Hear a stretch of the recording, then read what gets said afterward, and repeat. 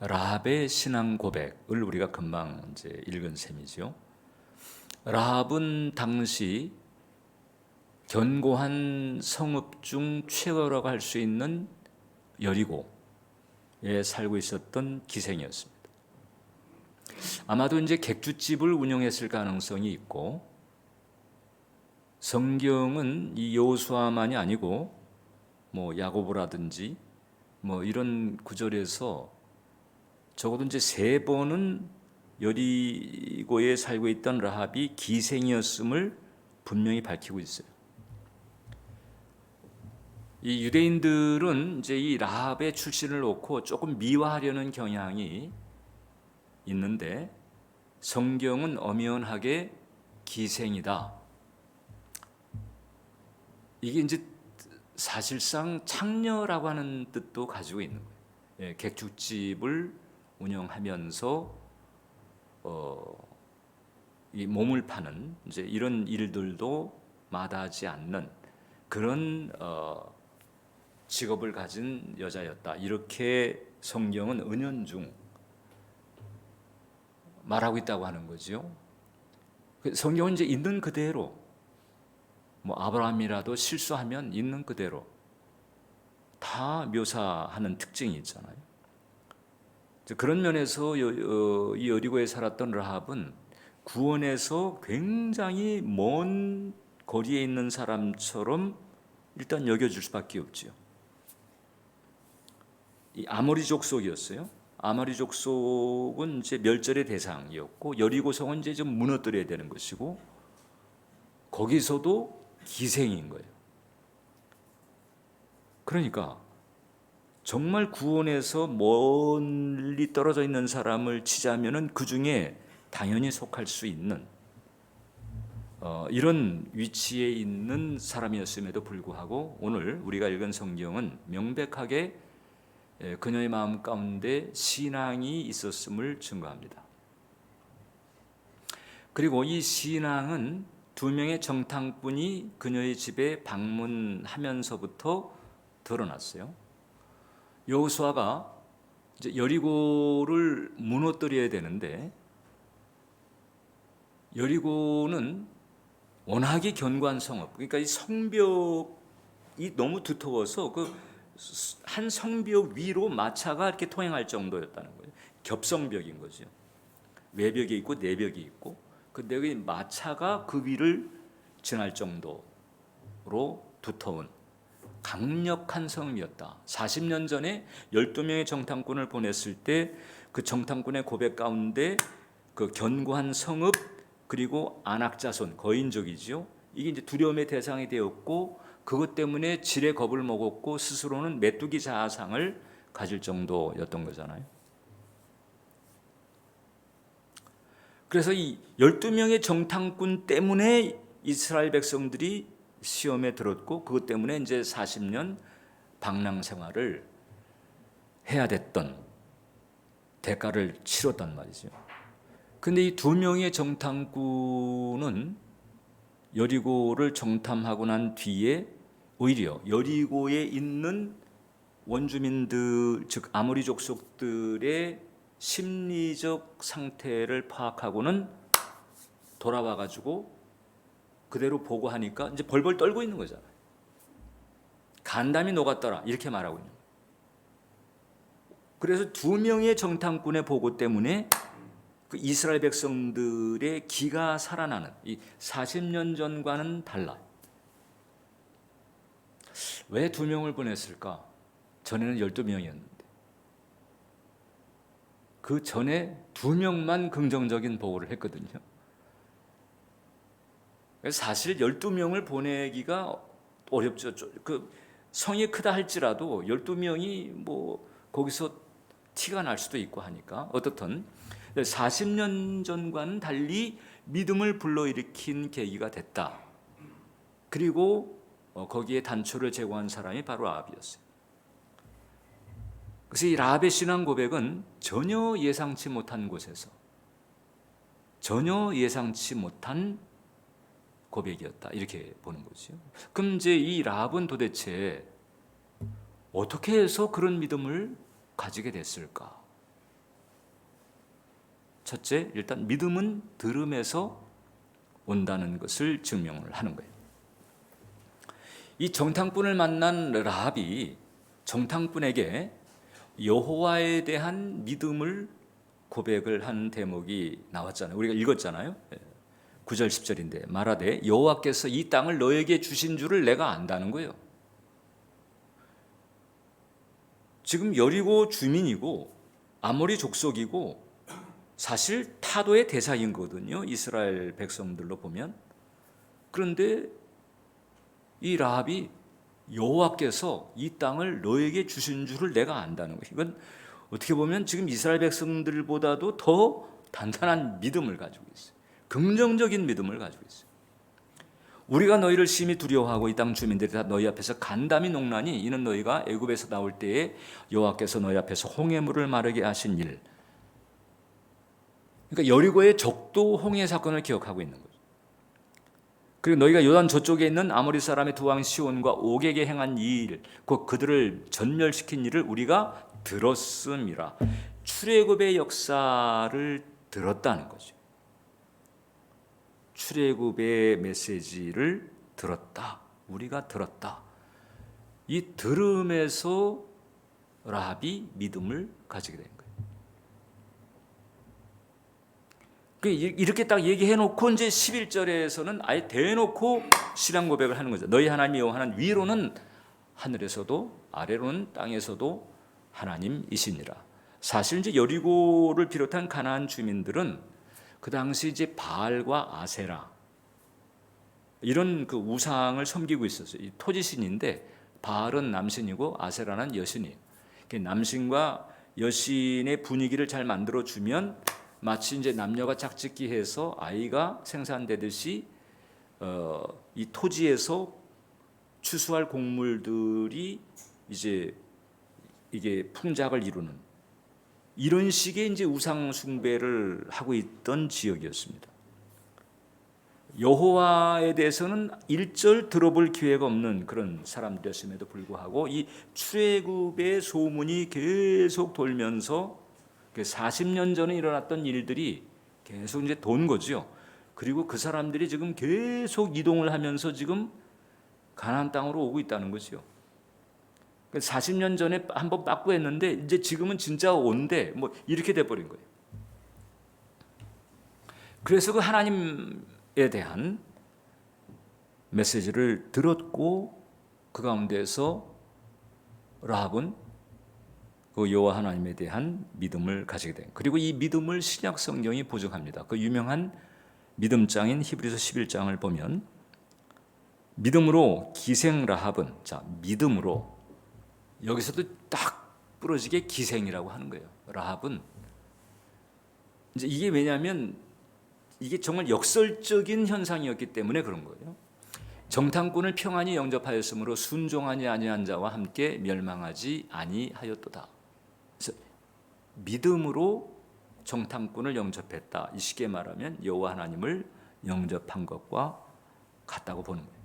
자, 그러면 라합은 도대체 이제 어떻게 해서 이런 신앙을 가지게 되었을까? 이미 말씀드린 것은 들음이라고 하는 거죠.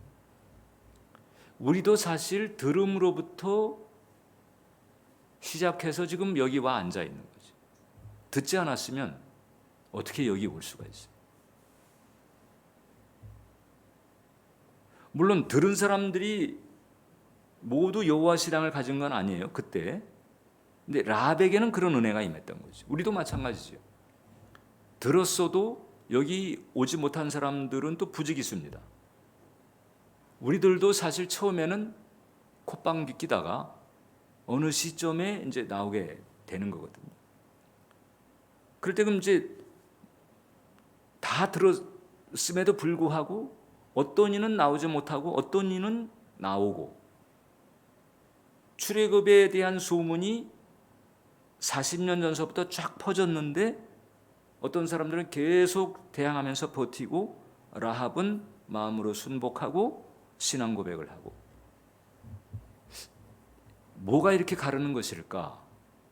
이제 그게 바로 지명하시는 은혜가 그렇게 가르는 거예요. 이사야 43장 1절을 보면 너는 두려워하지 말라. 내가 너를 구속하였고. 이게 하나님께서 이스라엘 백성들을 향해서 말씀하시는 거예요. 너는 두려워하지 말라. 내가 너를 구속하였고 내가 너를 지명하여 불렀나니 너는 내 것이라. 내가 너를 지명해서 불렀다. 그 지명하시는 은혜가 있는 거예요. 어떤 이에게는 이 은혜가 해당이 안 되고 어떤 이에게는 이 은혜가 해당이 되고 하나님의 주권에 속한 부분입니다.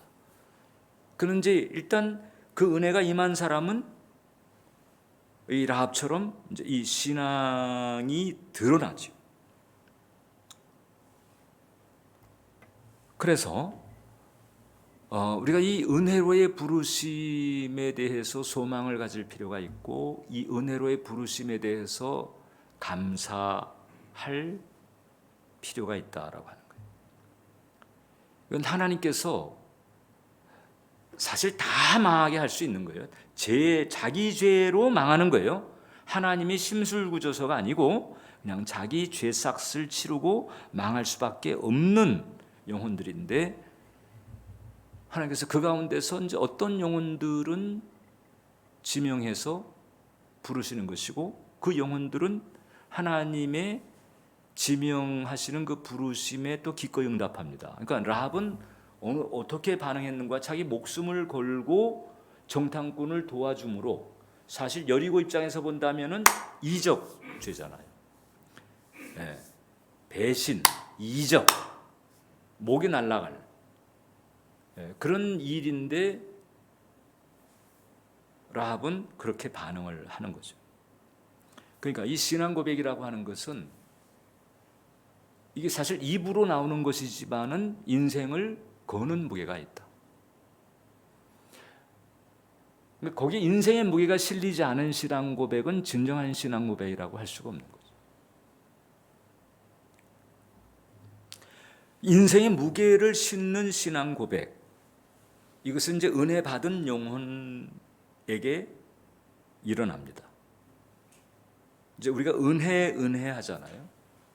은혜, 값없이 거저 받은 축복이라고 하는 점에서 은혜라고 하는 것인데, 이걸 이제 우리가 좀 이렇게 신학적인 맥락에서 이렇게 표현합니다. 은혜라고 하는 건 뭐냐? 심령 안에서 이제 우리의 마음 가운데서 성령을 매개로, 성령께서 역사하시기 때문에 하나님이 부르시고 그 부르심에 응답하는 일이 벌어지는 거예요. 인생을 거는 일이 벌어지는 거예요. 심령 안에서 성령을 매개로 일어나는 하나님의 무상적 사역, 값 없이 베푸시는 사역, 이걸 은혜라고 하는 거죠. 우리는 이 은혜로 부르심을 받았습니다. 그리고 이 부르심에는 두 종류가 있어요. 두 종류. 하나가 내적인 부르심이 있고 또 하나가 외적인 부르심이 있습니다. 이 외적인 부르심이라고 하는 것은 하나님께서 사람을 통해서 복음을 전하거나 혹은 또 복음을 듣게 하시고 사람을 통해서 회개로 초청하는 거죠. 목회자나 혹은 교회 일꾼들을 통해서 이제 복음이 전해지고 회개로 초청하고, 이게 외적인 부르심이에요. 근데 내적인 부르심이 있다. 아무리 외적인 부르심을 접한다 할지라도 이제 이 내적인 부르심이 없으면 거기에 이 구원이라고 하는 신앙 고백이라고 하는 스파크는 일어나지 않는다. 그 내적인 부르심은 뭐냐? 역시 이제 성령의 역사입니다. 성령의 역사에 의해서 하나님의 말씀을 통해서 구원을 유효하게 만드는 능력 있는 부르심. 이건 이제 지금 교리적인 표현이에요. 근데 이 교리도 분명히 알고 있어야 되는 거죠. 그래서 성령의 역사라고 하는 것이 아주 기본적이고 필수적인 전제입니다. 성령의 역사 아니고는 영적인 일은 벌어지지 않아요. 성령의 역사로 말미암아 하나님의 말씀을 믿게 하고 깨닫게 하고 받아들이게 하고 마음으로 동의하게 하면서 이제 하나님을 섬기게 되고 하나님의 사랑을 받게 되고, 이게 바로 내적인 부르심이라고 해요. 이 내적인 부르심은 내적인 부르심이 일어나면, 자, 외적인 부르심은 아직 몰라요. 근데 이제 내적인 부르심이 일어났다. 그러면 이것은 확실하게 이제 중생이라고 보는 것이고, 여기에는 하나님 쪽에서 후회나 변경이나 취소가 없어요. 그러니까 외적인 부르심에 내적인 부르심으로 반응해서 하나님의 구원과 사랑의 손길을 마음으로 덥석 붙든 사람에게는 변경, 취소, 후회가 없다. 진짜 구원받았다면 이제 진짜 천국에 가는 거지. 그리고 이런 차원에서의 구원이라고 하는 것은 이제 한 번 구원은 영원한 구원이다. 이렇게 말하게 하는 거예요. 근데 내적인 부르심이 무르익지 않았는데 구원받았다고 착각하는 경우도 많아요.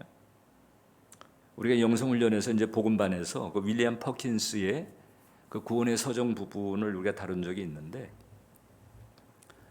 이 내적 부르심이 없이 그냥 외적 부르심을 가지고 종교성으로 반응하면서, 이게 성령의 역사로 반응하는 게 아니고 종교성으로 반응하면서 교회를 다니는 경우도 많이 있거든요.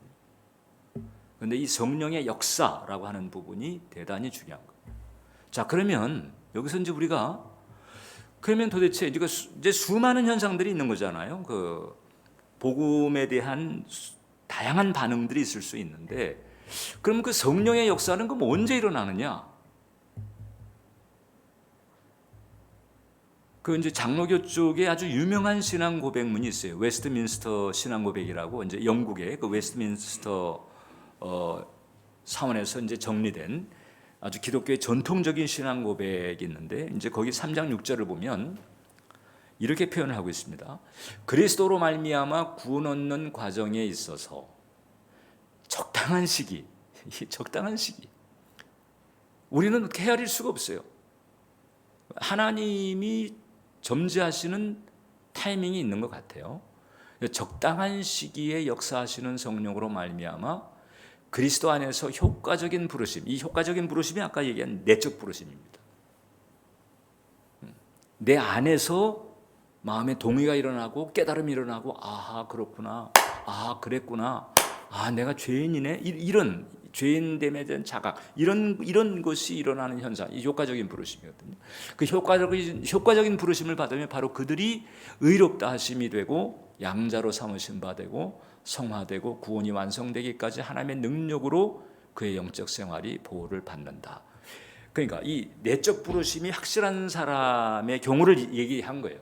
그 적당한 시기에 계속 거부하고 콧방귀 끼고 외면하고 계속 그냥 바깥으로 돌고 그러다가 어느 시점에 눈물 콧물을 뭐 흘릴 수도 있고 안 흘릴 수도 있지만 어떻든 마음에 깨달음과 감화가 일어나. 그래서 성령께서 빛을 비춰주시니까 이제 확연히 깨달아지는 마음의 변화가 일어나면서 신앙일을 가는데, 그런 사람은 하나님께서 끝까지 당신의 능력으로 그의 영적 생활을 커버해 주신다라는 거잖아요. 그럼 적당한 시기라고 하는 게 또 언제일까? 이 적당한 시기의 무르익음, 이 적당한 시기가, 이게 적당한 시기를 좌우하는 아주 중요한 변수가 있다는 거예요. 적당한 시기는 우리가 알 수가 없지만 그런 적당한 시기를 조성하는, 그 적당한 시기를 만들어 나가는 아주 중요한 요소가 있다. 들음이에요. 들음. 자꾸 듣는 거예요. 일단 들음이 없으면은 하나님 만날 수가 없다니까. 하나님 알 수도 없고 만날 수도 없는 거잖아. 일단 들음이에요. 근데 처음에 들을 때는 이게 무슨 말 하는 거야? 말이 돼? 그리고 거부하고 뭐 이렇게 되는 거잖아요. 판단하고 재고 막 이렇게 되는 거잖아요. 그래도 계속 듣는 거예요. 계속 들음의 과정 가운데서 적당한 시기가 조성이 된다. 한두 번 듣고 아이고 이거 아니네. 그리고 이제 안 듣게 되면 적당한 시기는 없거나 이게 이제 자꾸 이제 이렇게 미뤄지게 되는 거지. 들음이 굉장히 중요한 요소가 되는 거다. 그러니까 적당한 시기를 우리가 감잡을 수는 없지만 적당한 시기를 조성할 수 있는 길은 우리에게 있는데 그 길이 바로 뭐냐? 들음이라고 하는 거예요. 로마서 10장 17절을 보면 그러므로 믿음은 들음에서 나며 들음은 그리스도의 말씀으로 말미암았느니라. 그래서 하나님의 말씀이 선포되는 자리, 하나님의 말씀이 울리는 그 자리, 이 자리가 대단히 중요하다. 대단히 중요하다. 결국 이제 듣는 것이 영혼을 좌우하는 거잖아요. 듣는 것이 결국은 적당한 시기라고 하는 것을 가져다 주고 그 결과 영원이 결정되는 거예요. 영생이냐 영벌이냐 이걸 좌우하는 거예요. 근데 이제 또 한 가지 중요한 것은 이 듣는 것이 이제 죽음 건너편에서 영생이냐 영벌이냐 이것을 좌우할 뿐만 아니라 죽기 이전 이 땅에서의 현실도 좌우한다. 죽음 건너편만이 아니고 죽음 이편도 좌우하는 아주 중요한 요소가 된다라고 하는 것이죠. 그래서 세 번째, 말씀을 듣는 삶이 굉장히 중요하다. 이것을 기억해야 됩니다. 말씀을 듣는 삶. 여러분, 이미 이제 우리가 살핀 것처럼 성령님은 그 선택받은 사람의 마음 속에 믿음을 불러일으킨다고 그랬죠. 성령님은 선택받은 사람의 마음 가운데 믿음을 불러일으킬 뿐만 아니라 이제 그 믿음이 생긴 사람에게는 또 성령께서 그 믿음이 성장하도록 도와주십니다. 그러니까 믿음을 생기게 하는 분도 성령님이시고 그 생긴 믿음을 성장시키시는 분도 성령님이신 거예요. 은혜 위에 은혜인 거예요. 믿음의 믿음인 거예요. 그래서 성령님은 그래서 나를 믿음으로 구원받게 할 뿐만 아니라 믿음으로 승리하게 만들고 믿음으로 기적을 체험하게 만들고 믿음으로 평안하게 만든다. 그걸 하시는 분이 성령님. 우리가 이제 신앙의 길을 갈 때 잊지 말아야 될 것은 아까도 얘기했습니다만은 하나님과 관련된 영적인 것은 모두 성령을 통해서 우리에게 오는 거예요. 하나님의 좋은 것들 성령님을 통해서 우리에게 옵니다. 하나님의 약속들을 이루시고 현실화시키시는 분이 성령님이신 거예요. 그래서 하나님 영적인 것과 관련된 모든 것들은 성령님에 의해서 시작이 되고 진행이 되고 성취가 된다. 이렇게 보면 되거든요. 그래서 이제 그 성령님과의 관계가 대단히 중요한데 근데 그 성령께서 일하실 때 믿음을 불러일으키거나 혹은 믿음을 성장시키거나 그러니까 믿음을 불러일으키니까는 구원받는 거잖아요. 믿음이 성장하니까 승리와 기적과 샬롬을 누리는 거거든요. 자, 그럼 이제 그 성령께서 이제 그 믿음을 챙기시는데 그럼 성령께서 무엇을 가지고 나를 구원받게 하고 승리를 체험하게 하시느냐? 그 믿음의 소재가 있어요. 믿음의 소재. 그게 결국은 이제 역시 말씀에서 오는 거예요. 그 말씀에서 오는데 그 말씀을 듣는 게 그래서 우리에게 중요하다. 왜냐하면 일단 성령께서 나를 통해서 역사하시려면 믿음의 소재인 말씀이 내 안에 있어야 된다. 나의 내면에 믿음의 소재, 즉 말씀이 많아야 된다. 그래서 이제 우리가 말씀을 이제 읽고 말씀을 암송하고 막 그렇게 하잖아요. 근데 여러분, 우리가 한 가지 알아야 될 것은 내가 말씀을 입으로 읽는 것만이 아니고 말씀을 생각하는 것도 말씀을 듣는 것에 속해요. 내가 주일에 예배 와가지고 목회자의 설교를 내가 앉아서 듣는 것도 말씀을 듣는 거죠. 혹은 또 스마트폰을 켜놓고 성경 낭송을 켰을 때 그때 이제 성경 말씀을 듣잖아요. 귀로 듣잖아요. 네. 그런데 여러분, 말씀을 생각하는 것도 내가 말씀을 듣는 거예요. 아니, 생각하는 게 어떻게 듣는 걸까? 그게 이제 인간의 그 내면의 구조가 생각하는 것도 이 언어의 형태로 생각하는 거거든요. 그 생각할 때 언어가 돌아가고 있어. 소리가 안 나서 그렇지. 입으로 발성하지 않아서 그렇지 언어가 돌아가고 있다. 그 언어가 돌아가고 있다고 할 때에 그럼 이제 그게 바로 내 머릿속에 돌아가고 있는 그 언어를 나의 내면이 듣고 있는 거죠. 나의 자아가 듣고 있는 거예요. 주일에 강단에서 혹은 스마트폰에서 혹은 누가 읽는 것을 통해 가지고 혹은 내가 읽는 것도 내가 듣는 거거든요. 예, 이것도 내가 듣는 건데 내가 생각하는 것은 내 자아가 듣고 있는 거예요.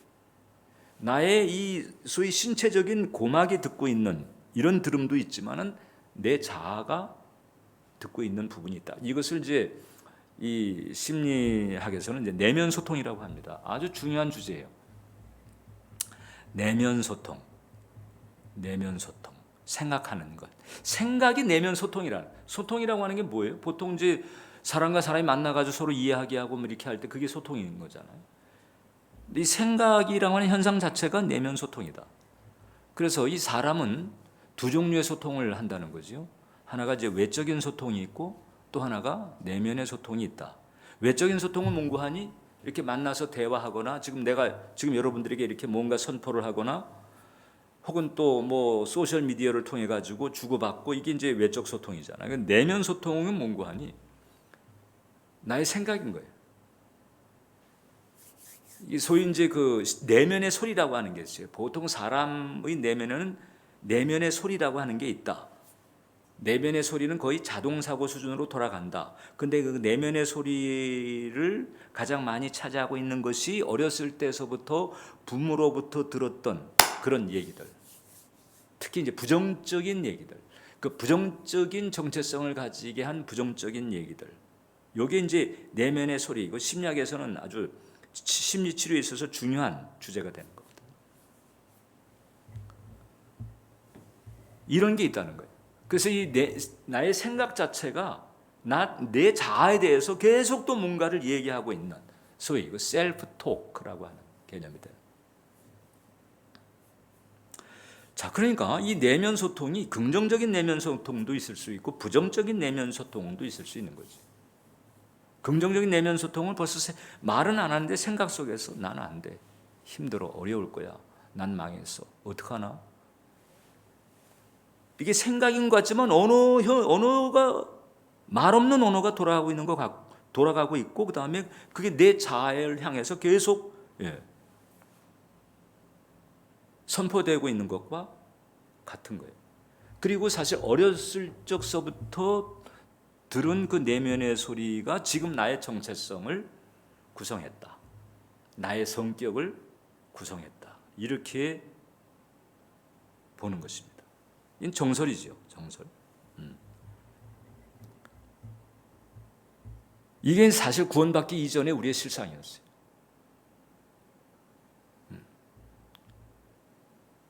그래서 이제 영적인 표현을 하게 하면 저주의식이라고 하는 거죠. 이게 저주라고 하는 단어가 조금 이제 껄끄러우니까 부정적인 정서, 부정적인 생각 이렇게 말하는 거거든요. 영적인 차원에서 볼 때는 축복 아니면 저주죠.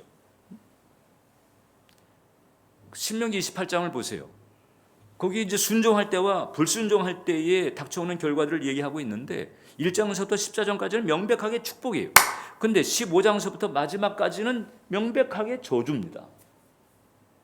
성경적인 용어로 하게 되면 축복 아니면 저주인 거잖아요. 근데 이 저주라고 하는 단어가 껄끄러우니까는 이건 이제 부정적인 생각, 부정적인 정서 이렇게 이제 표현하고 있는 것인데 결국 이제 이런 부분들이 현재 나의 정체성을 구성하고 현재 나의 삶의 내용을 결정을 해버리고 있는 거예요. 그런데 하나님께서 십자가를 통해서 우리에게 주신 축복이 바로 뭔고하니 그 모든 것을 이제 반전시킬 수 있고 뒤집을 수 있는 은혜를 주셨다는 거죠. 내면의 소리 자체를 바꿀 수 있는 놀라운 전환을 우리에게 주셨다. 십자가의 대속의 은혜를 통해서 이게 나는 뭐 1000만 번 죽었다 깨나도 얻을 수도 없고 받을 수 없는 축복을 십자가를 통해서 열어놓으시고 그 십자가를 이제 붙들고 하나님 말씀에 침잠에 들어가기만 하면 이제 내면의 소리가 바뀔 수 있는 기회를 줬다는 거예요. 그럼 마이크로 듣고 스마트폰으로 듣고 뭐 이렇게 내가 읽으면서 듣고 이렇게 듣는 것만이 아니고 생각 속에서 말씀이 돌아가게 만들며 내 생각이 아니고 나의 생각 속에서 하나님의 말씀을 내가 생각하면은 그러면 내면의 소리 자체가 바뀌는 거예요.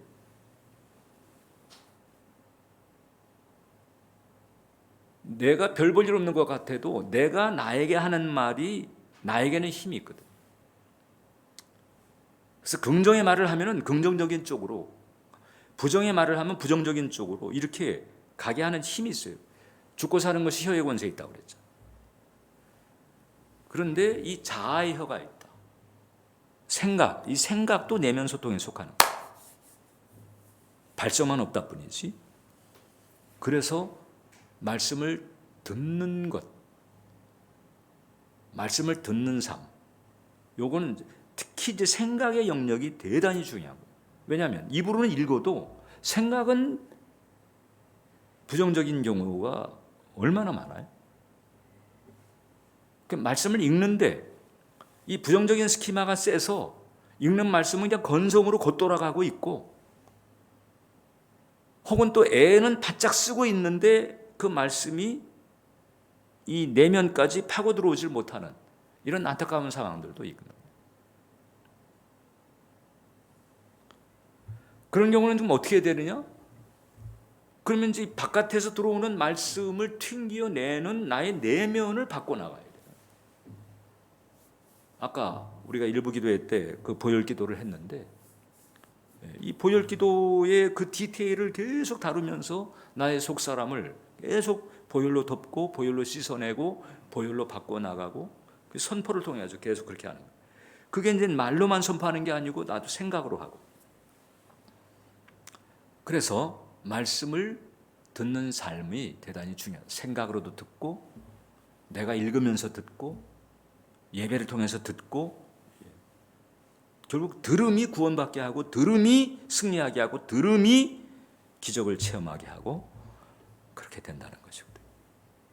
그러니까 우리가 이제 예배 자리에 참여하는 것, 마음을 실은 찬양을 올려드리는 것, 믿음의 마음을 가지고 성경을 낭송하고 성경을 암송하는 것, 묵상이라고 하는 사고 행위를 통해서 나의 내면의 소리가 이 저주의식이 아니고 하나님의 말씀으로 이렇게 될 때 비로소 우리는 그때 이제 하나님의 사람으로 변화되어져 나간다. 생각도 듣는 것이다. 이걸 잊지 마셔야 돼요. 기도하겠습니다. 살아계신 하나님, 오늘 기도자들이 하나님의 사람이 되게 해 주시옵소서. 들음으로 말미암아 구원받았던 라합을 기억하며 들음이 우리의 현실도 우리의 영혼도 좌우할 수 있음을 깨닫게 하셔서 이제 하나님의 말씀을 들음으로 하나님의 사람으로 정체성도 삶도 변화되는 은혜가 임하게 해 주시옵소서. 예수님의 이름으로 기도합니다. 아멘.